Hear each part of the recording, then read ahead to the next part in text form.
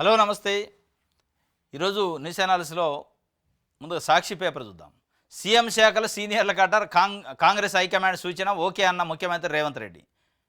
CM శాఖల సీనియర్ల కట్ట ఈ సిగపట్లు పడుతున్నారు. కాంగ్రెస్ పార్టీ వ్యవహారం ఎట్లా ఉందంటే కేవలం క్యాబినెట్ భర్తీ కోసం వాళ్ళ పార్టీ పదవుల భర్తీ కోసమే దాదాపు అనేక సార్లు ఢిల్లీకి పోయారు. ఒక ముఖ్యమంత్రి కాదు, ముఖ్యమంత్రి గారు, ఉప ముఖ్యమంత్రి గారు, మంత్రులు, ఉత్తమ్ కుమార్ రెడ్డి లాంటి సీనియర్, శ్రీధర్ బాబు లాంటి సీనియర్ మంత్రులు పదే పదే ఢిల్లీకి పోతాను. అసలు నిజంగానే ఓట్లేసి గెలిపించిన ప్రజల కోసం కూడా అంత టైం కేటాయించట్లా. ఈ పదవుల పంపిణీ, హైకమాండ్తో డిస్కషన్, ఇదంతా ఎట్లా అనిపిస్తుందంటే తెలంగాణ ప్రజలకి ఇవాళ సమాజంలో కాంగ్రెస్ పార్టీ కోటేసి ఢిల్లీకి ఊరికే తిరగడానికి, డైలీ సర్వీస్ చేయడానికి మనం వాళ్ళకి పదవి ఇచ్చినట్టుంది తప్ప మన కోసం ఇచ్చినట్టు లేదనేది ఒకటైతే చర్చ స్టార్ట్ అయింది. ఇప్పటికైనా కాంగ్రెస్ పార్టీ నాయకత్వం, హైకమాండ్, పీసీసీ గమనించాలి. పదే పదే ఢిల్లీ పోవటం ఏంది? ఇంత టెక్నాలజీ పెరిగింది, ఫోన్లో మాట్లాడుకోవచ్చు, ప్రతిదానికి ఢిల్లీనా? ఢిల్లీ పోయి 2 రోజులు అయింది ముఖ్యమంత్రి, అంతకుముందు 3-4 రోజులు ఉండవు. ఏంది దేనికోసం? అసలు నిజంగానే ఎన్నిసార్లు ఢిల్లీ పోతే ప్రతిసారి పోయినప్పుడల్లా ఒక 10 కోట్లు తెచ్చినా ఢిల్లీ నుంచి, కేంద్రం నుంచి చాలా డబ్బులు వచ్చాయి. మళ్ళీ ఆయన పోయింది ఊకుంటాడా? మళ్ళీ ఉత్తమ్ కుమార్ రెడ్డి గారికి కవర్ చేశారట హైకమాండ్, రాను అని. ఈయన ఉరుకుతాడు. దాని వెనక మళ్ళీ బట్టి గారు వెళ్తాడు, దాని వెనక శ్రీధర్ బాబు గారు వెళ్తారు. వీళ్ళంతా వెళ్ళి అసలు తెలంగాణ ఓటేసిన తెలంగాణను వదిలేసి ఢిల్లీలో పొద్దాకుంటే మరి వీళ్ళకి ఎప్పుడు సర్వీస్ చేయాలి? అనేక సమస్యలు పెండింగ్ ఉన్నాయి. ఈ మొత్తానికైతే ముఖ్యమంత్రి గారి శాఖలపైనే సీనియర్లు కన్నేశారట. సీఎం గారి శాఖలపైన సీనియర్లు కన్నేశారు. ఆయన దగ్గరే హోంశాఖ అయింది, ఆయన దగ్గరే మున్సిపల్ శాఖ అయింది, ఆయన దగ్గరే విద్యాశాఖ అయింది. ఇవన్నీ మాకియండి అని చెప్పి ఇక పెండింగ్ పెట్టారట. ఒక ఆయన హోంశాఖ నాకు కావాలి, ముఖ్యమంత్రి దగ్గర ఎట్టుంటుంది. ఇంకొక ఆయన మున్సిపాలిటీ శాఖ నాకు కావాలి, ఇంకొక ఆయన విద్యాశాఖ నాకి, ఆయన ఏంది అనే పద్ధతికి వచ్చిందట. ఇది ఏ స్థాయికి వచ్చిందంటే ఒకళ్ళకొకళ్ళు తిట్టుకునే స్థాయికి కూడా వచ్చిందని బయట చర్చ. మరి అది ఎంతవరకు నేదో తెలియదు. ముఖ్యమంత్రి గారు గ్రేడింగ్లు ఇచ్చిండట. ఎవరికి? మంత్రులకి. నీ గ్రేడ్ ఇది, నీ గ్రేడ్ ఏబిసి అని. ఏ గ్రేడ్ అంటే మంచిగా పని చేసిన వాళ్ళు, బి గ్రేడ్ అంటే ఇంకొంచెం తక్కువ పని చేసిన వాళ్ళు, సి గ్రేడ్ అంటే ఇంకో వరస్ట్ కేసు. గ్రేడ్లు ఇస్తే నువ్వెవరు మాకు ఇయటానికి గ్రేడింగ్? నువ్వేమైనా అధిష్టానమా? ముఖ్యమంత్రి అయితే కావచ్చు, నీ గ్రేడ్ ఏదో చెప్పు అంటున్నారట. నీకేమొచ్చిందో చెప్పు ఫస్ట్, బయట పెట్టినది. నీ గ్రేడ్ బయట పెట్టాక మా గ్రేడ్ చెప్పు. నువ్వు మమ్మల్ని డిగ్రేడ్ చేయడానికి, నువ్వు గ్రేడ్ల పేరుతో మమ్మల్ని ఏదో తగ్గించే కార్యక్రమం చేస్తే కుదరదని వాళ్ళు చెప్పారట. మొత్తాన్ని ఢిల్లీ పిలిచారు. మరి శాఖలు ఓడగొట్టేట్టే ఉంది ముఖ్యమంత్రి గారి. ఒప్పుకున్నాడు అంటున్నారు కానీ అంత ఈజీగా ఒప్పుకోడు ఆయన. నా దగ్గరే ఉండాలి హోంశాఖ అంటుండట, నా దగ్గరే ఉండాలి మున్సిపాలిటీ శాఖ అంటుండట. ఈ 2 కీలకమైన శాఖలు, హోము, మున్సిపల్ డిపార్ట్మెంట్. ఈ 2 నేను ఎట్టి పరిస్థితులు వదులుకోనంటుండట. దాంతోపాటు విద్యాశాఖ వదులుకుంటే, విద్య ఒక్కటి వదులుకోట కానీ ఆ 2 అయితే నేను వదులుకోను, నాకు ఉండాలంటుండట. ఆయనకు ఒక అభద్రతాభావం. హోము, మున్సిపల్ డిపార్ట్మెంట్ నా దగ్గర ఉంటే డబ్బుకు అంటే వనరులకు వనరులు వస్తాయి, డిపార్ట్మెంట్ నా చేతిలో ఉంటుంది, ఇంటెలిజెన్సీ కానీ మిగతా విషయాలు అని చెప్పి ఆయన భయం ఉన్నట్టుంది. కొత్త మంత్రుల శాఖల కేటాయింపు, ప్రస్తుత మంత్రుల శాఖల మార్పుపై ముగిసిన కసరత్తు. ఏ క్షణమైన అధిష్టానం నుంచి ప్రకటన. పెద్దల పిలుపుతో ఢిల్లీకి మంత్రి ఉత్తమ్ కుమార్ రెడ్డి. హైదరాబాద్లోని డిప్యూటీ సీఎం బట్టి ఫోన్లో మంత్రాలు. రాష్ట్రంలో 3-4 బహిరంగ సభల నిర్వహణకు యోచన. కొత్త వారికి పాత మంత్రుల శాఖలు ఇస్తారట. మరి పాత మంత్రులకేమో ముఖ్యమంత్రి చేస్తారేమో, కొత్త వారికి ఏమో పాత మంత్రుల శాఖలు, పాత వాళ్ళకేమో ముఖ్యమంత్రి శాఖలు ఇచ్చే కార్యక్రమం ఉందట. మొత్తానికి ఇది ఒక వార్త. సీఎం శాఖలు సీనియర్లకు పోయేటట్టున్నాయి. కార్పొరేట్ స్కూళ్లలో ఫైనాన్సర్లు కొత్త దందాకు తెరలేపిన యాజమాన్యాలు ఫీజులు వసూలు చేసుకునేందుకు బినామీ వ్యవస్థ. కార్పొరేట్ స్కూళ్ళల్లో ఫైనాన్సర్లు, అసలు కార్పొరేట్ స్కూళ్ళే ఒక దరిద్రం. వాళ్ళు వసూలు చేసే ఫీజులే ఒక దందా, ఒక మాఫియా. అది ఆ మాఫియాని ప్రభుత్వాలే దగ్గరుండి ప్రోత్సహిస్తున్నాయి. అన్ని ప్రభుత్వాలు, ఏ పార్టీ ప్రభుత్వం ఉన్నా, కాంగ్రెసా, బీఆర్ఎస్ఆ, ఇంకోటే, ఇది పక్కన పెడితే ఎనీ గవర్నమెంట్, నారాయణ, శ్రీ చైతన్య, భాష్యం లాంటి, ఇట్లా నాకు తెలిసిన పేర్లు చెబుతున్నాను, ఇంకా చాలా ఉన్నాయి. భాష్యం లాంటి విద్యా సంస్థలు కార్పొరేట్ దందా చేస్తుంటే, దగా చేస్తుంటే, మోసం చేస్తుంటే వాటికి దగ్గరుండి విద్యాశాఖ అధికారులు ప్రోత్సహిస్తారు. ప్రజల రక్తాన్ని జలగలు తాగినట్టు తాగుతున్నారు. వాళ్లే పుస్తకాలు అమ్ముతారు, వాళ్లే యూనిఫామ్లు అమ్ముతారు, వాళ్లే ఫీజులు పెంచుకుంటారు. ప్రతి సంవత్సరం వాళ్లే లక్షలు డిసైడ్ చేస్తారు. ఎవడు ఈ ఫీజులు పెట్టేది, ఎందుకు పెట్టాలనేది గవర్నమెంట్ ఎప్పుడైనా ఫీజుల పైన రెగ్యులేషన్, ఏ ఫీజు, ఏ స్కూల్కి ఎంత ఫీజు పెట్టాలో చెప్పారో చెప్పరు.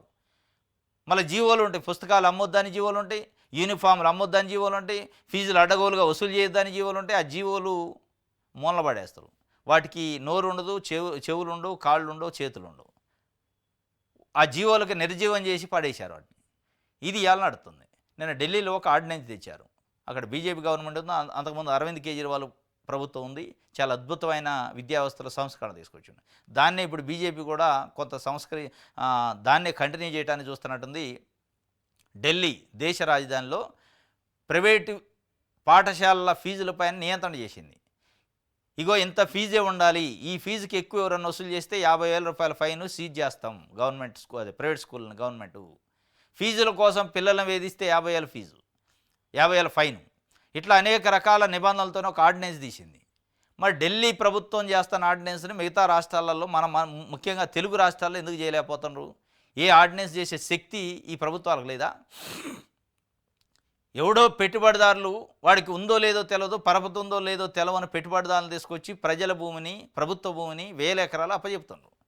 అంత ఔదార్యం ఉన్నోళ్ళు ఇక్కడున్న ప్రజలు, ఓట్లేసిన ప్రజలకు సంబంధించి రక్తాన్ని జలగల్లెక్క పీల్చుతుంటే ప్రైవేటు విద్యా సంస్థలు వాటిని ఎందుకు ఆర్డినెన్స్ చేయలేదు, వాటిని ఎందుకు కంట్రోల్ చేయలేరు అంటే చేయదలుచుకుంటే ప్రభుత్వం దలుచుకుంటే పెద్ద సమస్యగా చెయ్యరు. వాళ్ళకి కావాల్సింది కూడా అది. ప్రజల దగ్గర నుంచి దోపిడీ చేయాలా, దోపిడీలో సగం మాకు ఇవ్వాలా, రాజకీయ పార్టీలకి చందాలు ఇవ్వాలి, విరాళాలు ఇవ్వాలి. దానికోసం ఈ 2 తెలుగు రాష్ట్రాల్లో అది నాంది పలికి అది తెలుగుదేశం పార్టీ చంద్రబాబు నాయుడు గారు 95లో ముఖ్యమంత్రి అయిన కానీ స్టార్ట్ అయింది, ఇవాళకి కూడా కొనసాగుతుంది. ఎవరు వచ్చినా దాన్నే కంటిన్యూ చేస్తాను.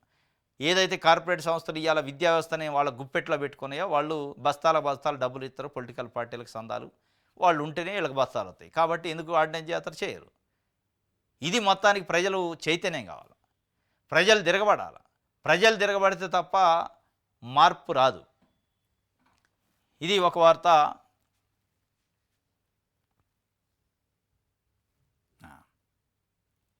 నేడు కేసీఆర్ క్రాస్ ఎగ్జామినేషన్ అట. క్రాస్ ఎగ్జామినేషన్ కాదు, విచారణ. ఏంది క్రాస్ ఎగ్జామినేషను? ఆయన 115వ సాక్షిగానా మరి 115 నిందితుడిగానా పోతండి. ఇవాళ పోయి వాంగ్మూలం ఇవ్వటానికి పోతాడు. సాక్షి కాదు ఆయన. రైట్.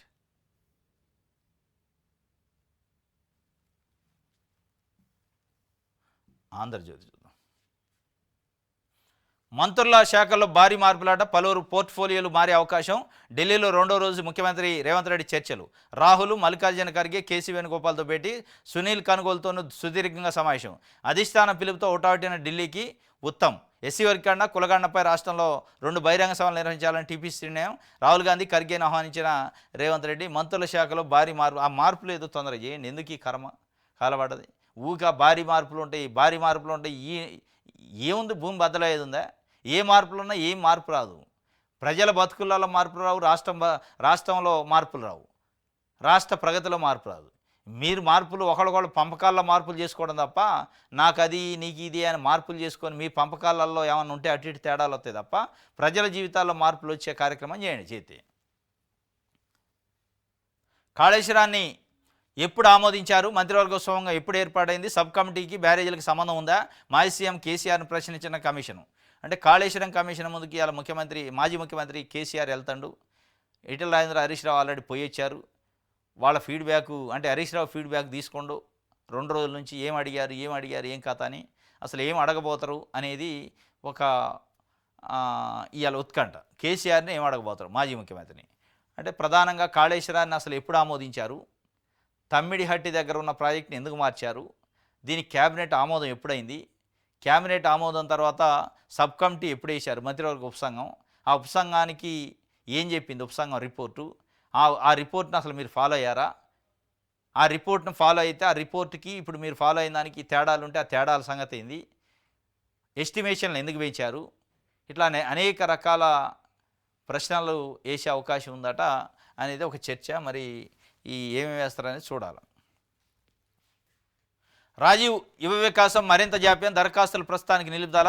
కలెక్టర్లకు సర్కారు మౌఖిక ఆదేశాలు. రాష్ట్ర వ్యాప్తంగా 16,23,000 దరఖాస్తులు, లక్షలోపు యూనిట్లు ఎక్కువగా ఇవ్వాలని ప్రభుత్వం యోచన. దరఖాస్తుదారుల అనాసక్తి. 3 నుంచి 4 లక్షల యూనిట్కు 79 దరఖాస్తులు, 79% దరఖాస్తులట. సివిల్ ఉంటేనే 1,00,000 పైన రుణం. ఈ రాజీవ్ యువ వికాసం మరింత జాప్యం అంట. రాజీవ్ వికాసం మరింత జాప్యం కాదు, రాజీవ్ వికాసం అనేది ఒక ఫెయిల్యూర్ స్కీమ్ అయిపోయింది. ఇలా కాంగ్రెస్ పార్టీ ప్రభుత్వం చేసింది ఫెయిల్యూర్, వెరీ క్లియర్, దాంట్లో డౌట్ లేదు. ఎందుకంటే 16,23,000 దరఖాస్తులు వచ్చాయి. ఒక 6 లక్షల దరఖాస్తులను రిజెక్ట్ చేసి పడేశారట. అంటే మౌఖిక ఆదేశాలు మనకున్న ఇన్ఫర్మేషన్. 6 లక్షల దరఖాస్తులని ఏదో ఒక సాకు చెప్పి రిజెక్ట్ చేయండి. ఇక 10 లక్షలు ఉంటాయి. 10 లక్షల్లో మనం ఎట్లాగ 5 లక్షల మందికి ఇస్తాం, అప్పుడు ఈజీ అయింది, వ్యతిరేకత రాదు అని. అంటే 16 లక్షల దరఖాస్తులు వచ్చినాయి కాబట్టి వ్యతిరేకత వస్తుందని వాళ్ళందరికీ ఇవ్వలేరు. ఇచ్చేది 5 లక్షల మందికి. ఇచ్చేది 5 లక్షలు అయితే కంట అయ్యేది 10 లక్షల మంది అవుతున్నారు. 11 లక్షల మంది కంట అవుతారు. కాబట్టి ఆ కంట అంటే వ్యతిరేకత. ఆ కంట అయ్యే వాళ్ళ సంఖ్యను తగ్గించుకోవడం కోసం 6 లక్షలు 7 లక్షల మంది దరఖాస్తులు తిరస్కరించండి ఏదో ఒక కుంటి సాగు పెట్టి అని చెప్పారట. రిజెక్ట్ చేస్తారు. రిజెక్ట్ చేసి మిగతా దాంట్లో ఫిల్టర్ చేయాలి. అది కథ ఇప్పుడు. కాబట్టి ఇది ఫెయిల్యూరే. నిజంగానే మీరు అట్లా రిజెక్ట్ చేస్తే అంత ఈజీగా ఉంటుంది. రైట్. ఇంజనీరింగ్లో బోల్డ్ అనే సీట్లు ఉన్నాయంటే యాజమాన్య కోటా సీట్ల కోసం డబ్బులు వృధా చేసుకోవద్దు. బి కేటగిరీ సీట్ల భర్తీకి ప్రభుత్వం ఇంకా అనుమతించలేదు. అనుమతి లేని విద్యా సంస్థలతో జాగ్రత్త. జూలై మొదటి వారంలో ఎప్సెట్ కౌన్సిలింగు ఫీజుల పెంపుపై త్వరలో ప్రభుత్వం నిర్ణయం. ఉన్నత విద్యామండలి చైర్మన్ బాలకి. ఎప్పుడు త్వరలో? మీరు ఆల్రెడీ కౌన్సిలింగ్ షెడ్యూల్ ఇస్తారు, త్వరలో ఫీజులు అట. కౌన్సిలింగ్ షెడ్యూల్ ఇవ్వాలంటే ఫీజుల నిర్ధారణ కావాలి. ఇంకోటి ఆయన చెప్తుండు, బి కేటగిరీ సీట్ల భర్తీకి ఇంకా ప్రభుత్వం అనుమతించలేదా అంటుండు. అనుమతించలే, వాస్తవమే. మరి భర్తీ చేతనగా డబ్బులు 15 లక్షలు 20 లక్షల డబ్బులు డొనేషన్లు తీసుకొని ఇలా అమ్ముకుంటున్నారు సీట్లు. లిటరల్గా ఆధారాలు సాక్ష్యాధారాలు సహా మీకు ఇస్తారు. మీరు చర్య తీసుకుంటారా కాలేజీల పైన? మీరు సీజ్ చేస్తారా కాలేజీలు? ఆ దమ్ము గట్స్ ఉన్నాయి మీకు? ఎందుకు ఉట్టి మాటలు? మేము అనుమతించలేదు, ఎవరు జారొద్దు, ఇవన్నీ ఉట్టి మాటలు. మీకు తెలుసు, మీ కళ్ళకు తెలుసు, మీ చెవులకు తెలుసు, మీ ఆత్మకు తెలుసు. ఎవరెవరు ఎంతెంత డబ్బులు తీసుకొని సీట్లు అమ్ముకుంటున్నారో తెలుసు. మీకు కంప్లైంట్లు వస్తూనే ఉన్నాయి, కానీ చర్యలు తీసుకోరు. బోల్డ్ అని సీట్లు ఉన్నాయట. రైట్. సమాచార హక్కు అప్పీళ్లపై రేపటి నుంచి విచారణ. కార్యకలాపాలు ప్రారంభించిన కొత్త ప్రధాన కార్యదర్శి కమిషనర్లు 2 ఏళ్ల తర్వాత పూర్తిస్థాయిలో పనిచేయనున్న సమాచార కమిషన్ 20,000కు పైగా దరఖాస్తులు పెండింగ్, వేగంగా పరిష్కరించాలని నిర్ణయం. హాజరుగాని సమాచార అధికారులపై చర్యలకు యోచన. వార్షిక నివేదికల విడుదలకు సన్నాహకాలు. సమాచార హక్కు అప్పీళ్లపైన రేపటి నుంచి ఉంటుందట విచారణ. కొత్త కమిషనర్లు ఎంపిక చేసిండు రేవంత్ రెడ్డి ముఖ్యమంత్రిగా అయిన తర్వాత 1 ఇయర్ పట్టింది. వాళ్ళకి ట్రైనింగ్ ఇచ్చారు మొన్నదాకా. వాళ్ళు మొత్తం ట్రైనింగ్లో ఉన్నారు. అంటే ఎట్లా ఉంటుంది అసలు, అప్పీల్స్ ఎట్లా డిస్పోజ్ చేయాలి, అధికారులపైన ఎట్లా చర్యలు ఉండాలి, ఏం కథ అనే దానిపై ఆ ట్రైనింగ్ అయిపోయి రేపటి నుంచి అప్పీళ్లు పరిష్కరిస్తారట. 20,000 అప్పీళ్లు పెండింగ్ ఉన్నాయట 2 ఏళ్ల నుంచి. దీంట్లో కొత్తగా వచ్చిన సమాచార కమిషన్లకు మరి ట్రైనింగ్ ఏమి ఇచ్చారు నాకు తెలియదు, కానీ పిఐఓలు అపిలేట్ అథారిటీలు వాళ్ళిద్దరిని పిలుస్తారు నోటీస్ పెట్టి హియరింగ్కి. కానీ ఆ అప్పీల్కి రావాల్సిన పిఐఓలు రారు, అపిలేట్ అథారిటీలు రారు. ఆ ఆఫీస్ సబార్డినేట్నో, ఆఫీసులోనో జూనియర్ అసిస్టెంట్నో, సీనియర్ అసిస్టెంట్నో, చిన్న స్థాయి అధికారులను పంపిస్తారు. ఎవరినో చిన్న ఎంప్లాయీని పంపించేసి ఆయన ఒక దస్తరాలు పట్టుకొని వస్తాడు. సార్ మా సార్ రాలేదు, నేను వచ్చినా అంటాడు. సర్లే కానీ ఇక చెప్పు ఏం ఇన్ఫర్మేషన్ ఎత్తాడంటే, సరే ఇప్పుడు మీ కాడ ఉందా అంటాడు. ఉందంటే ఉన్నదేదో అంటాడు. సంతకం పెట్టుకొని పోతాడు. దీనికోసం ఎడదాకా అప్పీల్ రావాలన్నా? అది గతంలో పనిచేసిన ఏ సమాచార కమిషనర్లు కూడా ఒకళ్ళు ఇద్దరు తప్ప అసలు దరఖాస్తు చేస్తే 30 రోజుల్లో సమాచారం ఇవ్వాలని చట్టంలో ఉంది. ఎందుకు ఇవ్వకపోతే నీ పైన ఎందుకు చర్య తీసుకోకూడదు, నీకెందుకు ఫైన్ విధించొద్దు, ఎందుకు ఫైన్ నీ పైన వేయొద్దు అని అడిగిన దాఖలాలు కానీ ఫైన్ వేసిన దాఖలాలు ఒక్కటి కూడా లేవు. మరి అట్లా లేకుండా సమాచారం దరఖాస్తు చేస్తే 30 రోజులు ఇయ్యరు, దానిపైన అప్పీల్ చేస్తే 40 రోజుల్లో సమాచారం రాదు. వాళ్ళిద్దరు నిర్లక్ష్యానికి చట్టం బలవుతుంటే, చట్ట ప్రకారం దరఖాస్తు చేసిన దరఖాస్తుదారుడు బలవుతుంటే, మాకు న్యాయం చేయండి, మమ్మల్ని బలి చేశారు అధికారులు, చట్టాన్ని నిర్లక్ష్యం చేస్తారని మీ దగ్గరకు అప్పీల్కి వస్తే సమాచార కమిషన్కి మీరు ఏం చేయాలా? నిర్లక్ష్యంగా వ్యవహరించి ప్రభుత్వ సొమ్ముతోనే బతుకుతున్న, జీతం తీసుకుంటున్న అధికారి ఒక పౌరుడు అడిగిన సమాచారాన్ని చట్ట ప్రకారం ఇవ్వకుండా నిర్లక్ష్యం చేసి చట్టాన్ని తొంగలో దొక్కుతుంటే, ఆ తొంగలో దొక్కిన అధికారిని మందలించరు, ఫైన్ వేయరు, చర్యలు ఉండవు, డిపార్ట్మెంటల్ యాక్షన్ ఉండదు, ఏది ఉండకుండా సింపుల్గా తెచ్చారుగా ఇవ్వండి తీసుకోండి.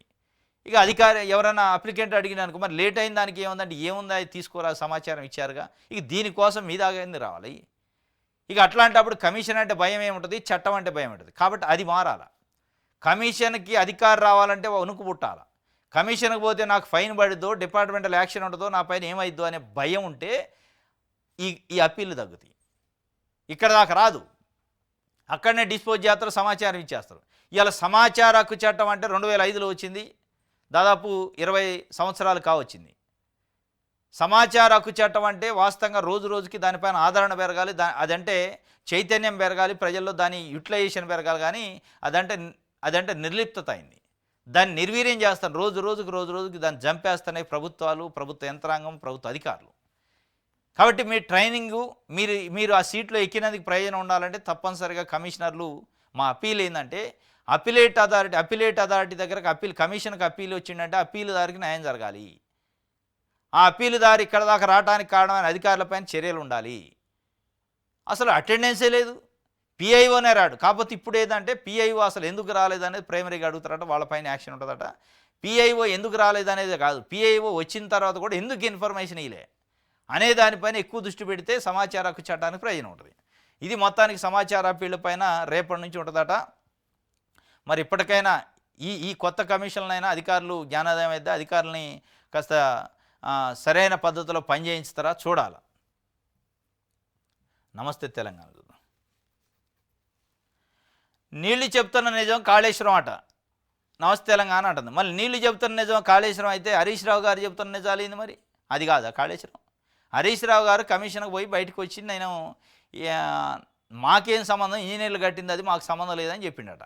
మరి ఈ నీళ్లు చెబుతున్న నిజాలేమో కాళేశ్వరం అయితే మరి హరీష్ రావు గారు చెప్పిన నిజాలేంది, ఇంజనీర్లు చెప్పిన నిజాలేంది? ఇప్పుడు కేసీఆర్ ఏమి నిజాలు చెప్పబోతాడు? నీళ్ళు చెబుతున్నాయి నిజాలు. నీళ్ళు ఉంటే కాళేశ్వరం కట్టారు, మేడిగడ్డ, తమిళహట్టి ఇవన్నీ కట్టారు, బ్యారేజీలు కట్టారు, నీళ్ళు ఉన్నాయి వాస్తవమే. కానీ ఆ నీళ్ళ వెనకున్న నిజాలేంది, నీళ్ళ కోసం ఖర్చు చేసిన డబ్బు ఎంత, దాంతో ప్రయోజనం ఎంత, దీంట్లో జరిగిన లోపాలేంది అనేది కదా సమస్య. కుంగుబాటు ఏంది, నాణ్యత లేకపోవడం ఏంది, వీటిపైన కదా. ఇక నీళ్ళు ఉన్నాయని చెప్పి ఇక ఏమి లేనట్ట ఆడ. నీళ్ళు చెప్పిన నిజాలట. మరి నీళ్ళు చెప్పిన నిజాలు ఒకటి ఉన్నాయి, హరీష్ రావు చెప్పిన నిజాలు ఒకటి ఉన్నాయి, ఈటల రాజేందర్ చెప్పిన నిజాలు ఒకటి ఉన్నాయి, ఇలా కేసీఆర్ చెప్పబోయే నిజాలు ఇంకొక రకంగా ఉంటాయి. ఇది కేసీఆర్ సంబంధించి ఇవాళ వెళ్తాడు. ఎంత దౌర్భాగ్యం అంటే బీఆర్ఎస్ పార్టీ ఎంత అప్రజాస్వామికంగా ఉందంటే, బీఆర్ఎస్ పార్టీలో ఎవరైనా నోరు మెదిపితే ఇవాళ రాంచి కాదు, ఆలయ నరేంద్ర, విజయశాంతి, తాటికొండ రాజయ్య, ఈటల రాజేందరు అట్లాంటి వాళ్ళు చాలామంది బలైపోయారు.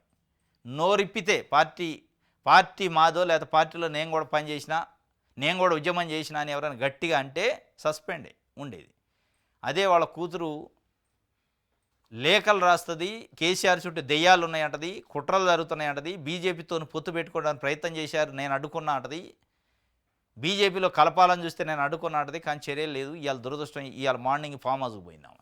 ఈరోజు మార్నింగ్ బిడ్డ అల్లుడు ఇద్దరు పోయి మంచిగా కలిసి వచ్చారు. అదే ఇంకోటికైతే అపాయింట్మెంట్ కాదు మొహమే చూపాడు కేసీఆర్. అంటే బిడ్డ అయితే కొడుకు అయితే ఒక రకం, పార్టీలో నిజంగా లాయల్టీ ఉన్న కార్యకర్త అయితే ఇంకొక రకమా? అంటే నిజాయితీ ఉన్న కార్యకర్త, నికార్సైన కార్యకర్త ఈటల రాజేంద్రుడు, ఈటల రాజేంద్ర లాంటి వ్యక్తి, బీసీ నాయకుడు, ఉద్యమకారుడు, ఉద్యమానికి అనేక రకాల సాయం చేసిన వ్యక్తి, చిన్న మాట అనకుండానే సస్పెండ్ చేసి కనీసం అపాయింట్మెంట్ ఇవ్వకుండా, ఎవరైనా తీసుకోకుండా సస్పెండ్ చేశారు, బర్తరఫ్ చేశారు. మరి ఆ రూలు ఏమో వర్తించదు. అది ప్రజాస్వామిక పార్టీ కాదు అనే దానికి ఇంతకంటే ఉదాహరణ లేదు. మంత్రుల గ్రేడ్ వారట, అధిష్టానం ఇచ్చిందంటారు ముఖ్యమంత్రి. ఏబిసిడి పనితీరుపై ఇద్దరికి డి, మరొకరికి సి గ్రేడు. రేవంత్ రెడ్డి గ్రేడింగ్పై ఆమాత్యుల ఆగ్రహం. మీకేం గ్రేడ్ ఇచ్చిందంటే ఎదురు ప్రశ్న. సీఎం గ్రేడ్ను బయట పెట్టాలని డిమాండ్. శాఖలపై పీటమూడి. మంత్రులకు గ్రేడ్ వారు వచ్చిందంటే ఈ గ్రేడ్ నోడు పెట్టడానికి నేను కాదు అధిష్టానం పెట్టింది ఏబిసిడి అని. అంటే నీకేం పెట్టిందో చెప్పు అంటున్నారు వాళ్ళు. మంత్రులకి నిజంగానే గ్రేడింగ్ అధిష్టానం పెడితే మరి ముఖ్యమంత్రి కూడా అందులో భాగమే కదా. ముఖ్యమంత్రికి కూడా ఏమైనా గ్రేడింగ్ పెట్టి ఉండాలిగా. ఆ గ్రేడ్ ఏదో చెప్పి ఫస్ట్ నువ్వు కథలు పడొద్దు అని చెప్పారు. డైరెక్ట్ చాలా సీరియస్గానే చెప్పారట. గొడవ అయిందట. యువ వికాసం ఆశల ఛిద్రం 6.6 లక్షల దరఖాస్తులు తిరస్కరణ. ఇది కథ. యువ వికాసం ఆశలు ఛిద్రం చేశారట. 6.6 లక్షలు అంటే 6,60,000 దరఖాస్తుల్ని రిజెక్ట్ చేసి పడేశారు. ఇది అనమాట. ఇప్పుడు 10 లక్షల లోపే ఉంటాయి, వాటిలలో ఒక 5 లక్షల మందికి ఇస్తారు. రైట్. విద్యుత్ ఉద్యోగులకు ₹1,00,00,000 ప్రమాదం బీమాట. శాస్త్రాంగ వైకల్యానికి 80 లక్షలు, సహజ మరణానికి 10 లక్షలు, 4 కుటుంబ సభ్యులకు కూడా 20 లక్షల వరకు బీమా సౌకర్యం. ఎస్బీఐతో ప్రభుత్వం ఒప్పందం. ఈ బీమా పథకం చిరస్థాయిలో నిలిచిపోతుందని డిప్యూటీ సీఎం బట్టి విక్రమార్క చెబుతుంది. ఇది వాస్తవంగా అద్భుతమైన స్కీమ్. ఎలక్ట్రిసిటీ ఎంప్లాయీస్ పాపం రకరకాల పద్ధతుల్లో వాళ్ళు పనిచేసే సందర్భంలో షాక్ కొట్టు లేదా కింద పడు పోల్ మీద నుంచి చనిపోయిన దాఖలాలు ఉన్నాయి. వాళ్ళ కుటుంబానికి దిక్కు లేని పరిస్థితులలో చాలామంది గతంలో నష్టపోయారు. వాళ్ళేదో డిపార్ట్మెంట్ 5 లక్షలు 4 లక్షలు అవుతుంది, దాంతో కష్టం. వాళ్ళ జీవితం అంతా డిపార్ట్మెంట్ కోసం త్యాగం చేసినప్పుడు ప్రాణాల మీద ప్రాణాలతోని చెలగాటం ఆడే పని అది, సాహసం. పోల్లు ఎక్కటం, కరెంటుతో పని చేయటం అంటే. అట్లాంటి దానికి ఇన్ని రోజులు ఎవరు పట్టించుకోలే. బట్టి విక్రమార్క గారు ఇనిషియేటివ్ తీసుకొని, విద్యుత్ శాఖ మంత్రి, పవర్ మినిస్టర్ ఆయన ఇప్పుడు. పవర్ మినిస్టర్ ఇనిషియేటివ్ తీసుకొని వాళ్ళ బాధల్ని ప్రత్యక్షంగా పరోక్షంగా చూసి ఉన్నాడు కాబట్టి, ఆయన ప్రాక్టికాలిటీ తెలుసు కాబట్టి, ఆ విద్యుత్ శాఖ ఉద్యోగుల కుటుంబంలో ఉన్న 4 కుటుంబ సభ్యులకి, ఆ ఎంప్లాయీకి ₹1,00,00,000 ప్రమాద బీమా. ప్రమాదవశాత్తు చనిపోతే ₹1,00,00,000, ప్రమాదవశాత్తు చనిపోకుండా అంగవైకల్యం అయితే 80 లక్షలు. ఒకవేళ అదే ఉద్యోగి సహజంగా మరణించినా కానీ ఇన్సూరెన్స్ ఉంది. సహజంగా వాళ్ళ ఇంట్లోనో లేదా వేరే హార్టో ఇంకోటో స్ట్రోక్తోని ఏదైనా మరణించినా కానీ ₹10 లక్షలు. ఇది అద్భుతమైన స్కీమ్, మామూలు స్కీమ్ కాదు, చాలా అద్భుతమైన స్కీమ్. ఇది పెట్టిండు. ఇది ఒక వార్త.